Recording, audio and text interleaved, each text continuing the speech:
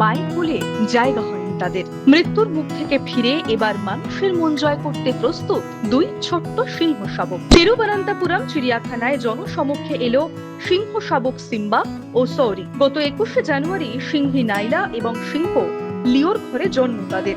জন্মের পর থেকেই কঠিন সময় শুরু হয়। মা তাদের গ্রহণ না করায় মাতৃস্নেহ ও যত্ন থেকে বঞ্চিত হয় দুই শাবক। এরপর চিড়িয়াখানার আধিকারিকেরা তাদের ফস্টার কেয়ারে নিয়ে আসেন।